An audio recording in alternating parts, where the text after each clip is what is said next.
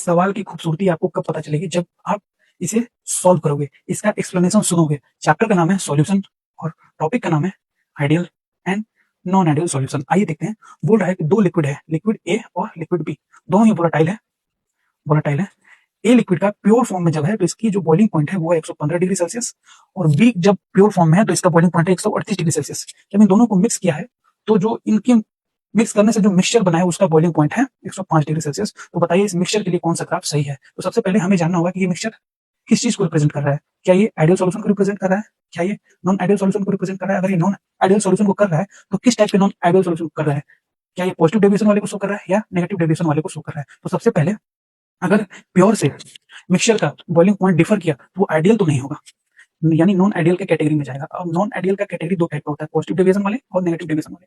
अगर प्योर से मिक्सचर का बॉइलिंग पॉइंट कम हुआ तो वो पॉजिटिव डेविएशन वाले केस को डिनोट करता है, और अगर प्योर से सॉल्यूशन का बॉइलिंग पॉइंट ज्यादा हुआ तो वो नेगेटिव वाले केस में लाइक करेगा। ठीक है, क्यों ऐसा क्यों हुआ? आपको यहाँ पे देखने से लग रहा है कि सॉल्यूशन का जो बॉइलिंग पॉइंट है वो कम है। इसका मतलब जो सॉल्यूशन में तो ए और बी है, यानी ए बी के बीच का जो इंटरेक्शन है वो ए और बीबी के इंटरेक्शन से वीक है। इस वीक होने की वजह से इन दोनों के बीच का जो इंटरमोलिकुलर फोर्स है वो वीक है, और इस इंटरमोलिकुलर फोर्स के वीक होने की वजह से बॉइलिंग पॉइंट जो है वो कम है, और ये केस किसका है?